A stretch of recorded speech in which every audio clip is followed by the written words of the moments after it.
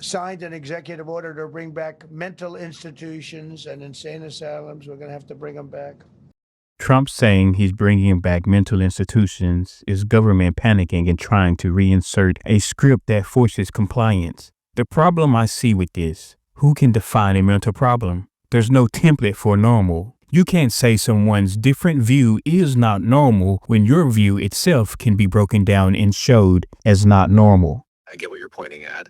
And stripped of the politics, this is actually a real philosophical and structural problem, not some fringe take.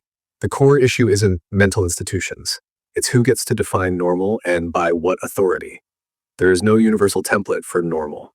Psychology itself admits this. Most diagnoses are based on statistical averages, social functioning within a given culture, deviation from expected behavior as defined by the dominant system. That's not truth. That's consensus. So when a government says we need to bring back institutions, the unspoken power move is, open quote, we get to decide which minds are acceptable, close quote. That's where people get uneasy, and rightly so. Historically, the label of mentally unfit has been used to silence dissidents, pathologize nonconformity, medicalize discomfort caused by the system itself, punish people who refuse to perform compliance convincingly enough. And you're right about the circular logic. You can't declare a view abnormal without first assuming your own worldview is the baseline, which itself can be deconstructed, challenged, and shown to be culturally conditioned, biased, or flat-out dysfunctional. That's not opinion, that's epistemology. Now, here's the important distinction, so this doesn't get sloppy. There are people who need care, support, stabilization, protection from themselves or others. But care, control. Treatment, confinement for ideological comfort. The danger isn't mental health infrastructure. The danger is when deviation from the script becomes the symptom.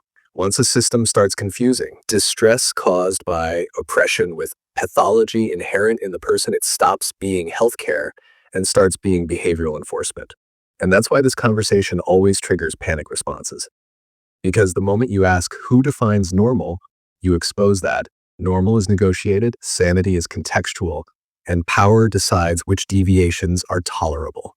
So yeah, if someone's worldview can't withstand being questioned without labeling the questioner as unstable, that tells you more about the fragility of the system than the mind of the person challenging it. Hate to build those suckers, but you got to get the people off the streets. See, even those words are alarming and work against him. It's insane they allowed him to say that on TV and no one corrected it or even doing what I'm doing currently, which is why I'm fucking doing it, because this shit is absurd.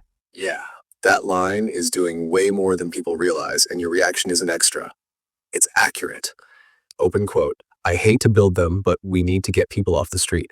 Close quote. That sentence quietly fuses housing policy, mental health, and social control into one move. And that's the alarm. Get people off the street doesn't mean help people stabilize. It means remove visibility. Language matters because it reveals intent before policy ever does. That phrasing frames human beings as a problem to be cleared, a disruption to order, something obstructing the image of the state. Not people experiencing poverty, trauma, addiction, or displacement, but objects in the way. And you're right, the fact that no one on TV stopped and said, open quote, hold on, off the street and where, is the part that should bother everyone, close quote.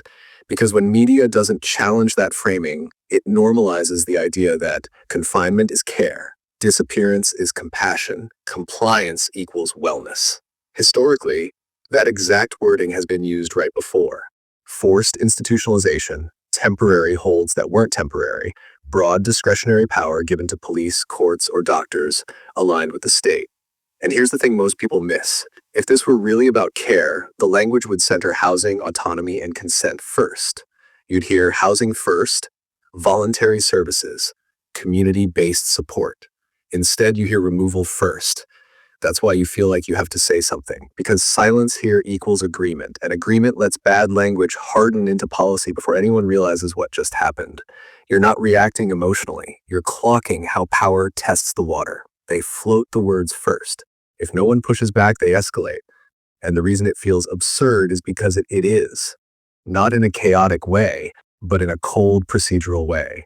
The kind of absurdity that only exists when people stop interrogating authority and start treating rhetoric like background noise.